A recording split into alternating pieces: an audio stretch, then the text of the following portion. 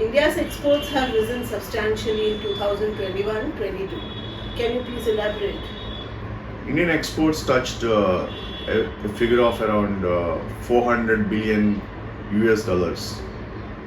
This is a record achievement on the part of India with respect to exports, particularly during this year that has gone by, that is to say 2021-22 till March 21st. But if we add even the rest of the period in March month with another 10 billion, it may end up around 410 billion dollars basically. That being the case, what we can attribute this rise is that this rise is for the first time happening in the case of India in absolute numbers and also in terms of growth numbers, because this kind of growth we never had seen. We had seen in the past around say 2009-10 a growth of similar number, but not in relation to the absolute number in terms of say 400 to 410 billion US dollars. That I say is quite remarkable achievement on the part of India with respect to exports. What is its significance? It's very significant because the rise is not just a small rise. It's almost a 41% rise when compared to the previous year's exports of India. Not only that, when we take the fine average of 3 years between 2017 till say previous year 2021, the exports were in the range of around 300 to 313. For, of course, one year in between it has risen up to $330 billion, but it has also seen a decline in terms of intermittent dips in between.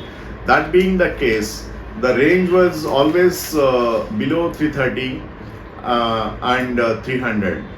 That being the case, the substantial rise in absolute terms by about almost $120 billion, which is equivalent to almost 41%, is considered to be quite significant.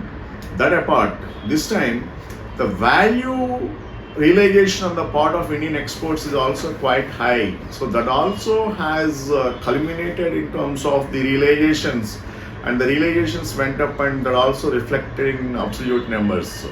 Of course, that's not to the fullest extent, but that's one of the factors that we need to, plug in when we look at the holistic number. That being the case, the value has gone up, the value realization has gone up mainly because of the rise in the oil prices and also the rise in the prices of the commodities. That was due to COVID and also due to the Ukraine and Russian war impact. These two put together, the realization of Indian exports has substantially grown. Not only that, we also need to keep in mind that the procurement of Indian goods by Australia has risen substantially by almost 97%, particularly when we compare it with the previous year numbers, that is to say 2020-21 vis-a-vis 2021-22. This 97% rise of exports to Australia from Indian side is considered to be quite a strategic shift on the part of Australia in terms of its procurement. This is again supported by the US imports also, because US is importing from India substantially, and this has risen this year by almost about 47% when compared to previous year. So strategically, post-COVID, the big nations are looking at India as a kind of procurement destination. Of course, we have competition coming from other emerging markets like Vietnam and Bangladesh, but when compared to these capacities of these countries like Vietnam and Bangladesh, our surplus capacities can also match the international requirements to some extent, but not to the fullest extent. Of course, that is where we also need to ramp up our production capacities further to meet the further growing export requirements of various nations in the post-COVID period, that too in the Cold War scenario of post-COVID period with China particularly adopted by the big nations which wanted a credible alternative. That's where they are seeing India as a credible alternative. What is your take on imports? Imports also substantially increased because we need to keep in mind that even ramping up of the capacities is also happening on the Indian front, and that is one good thing to be reckoned here.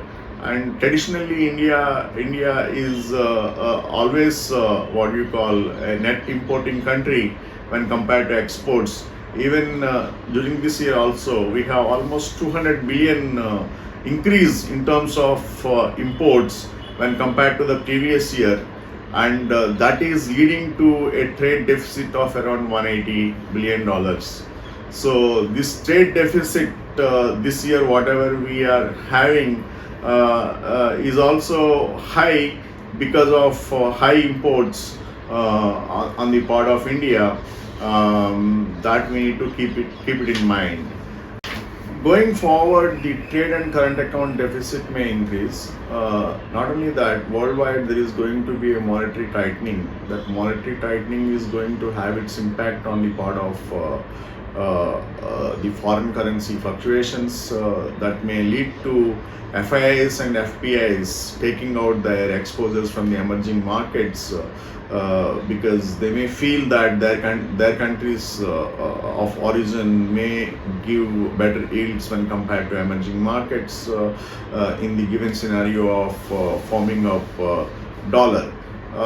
That apart, what we need to keep in mind is India is also well positioned at this point of time because we have almost 12x reserves, in the sense that we have 12 months import bill in the form of reserves available with our central bank. That's a good news. Given all this, we are in a better position, I feel, at this point of time, unless some surprises come up from any unexpected quarters. Yeah. One point I would like to add here: when we look at the exports and the quantum jump in exports, what we need to keep in mind is the petroleum products exports particularly have gone up by almost say 141%. And cotton yarn, apparels, garments also have touched roof in terms of the prices in the recent past because the export demand for these products and sectors have also substantially grown. That's the reason these sectors are currently the most trending sectors, apart from chemicals, petroleum products, garments, apparels, and cotton yarn are the most demanding export goods at this point of time. Risk versus the favorable factors.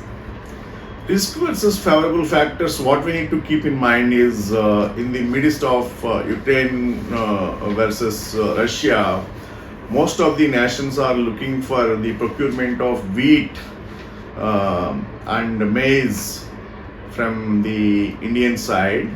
To that extent, the farm produce exports may also increase substantially in the coming days from the Indian side.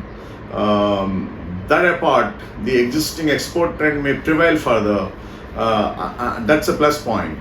On the negative side, the rise in the oil prices may lead to rise in the input prices, and that may lead to what you call the product price increases, but that is again negated by the rupee devaluation vis-a-vis the dollar because as of now rupee is depreciating fast given the international scenario. So when rupee is depreciating, it is making Indian exports cheaper to that extent, and the rise in the input cost is negated by the what you call the depreciation in the rupee.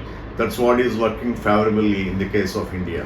So all in all, in a nutshell, put together, what I would like to say here is India is nicely placed at this point of time, and what we also need to keep in mind is post-COVID scenario and post. I mean, it's not just post, while the conflict between Russia and Ukraine is still continuing. India is net to net on an advantageous position, and it can capitalize with its farm strength, agri strength, and also it can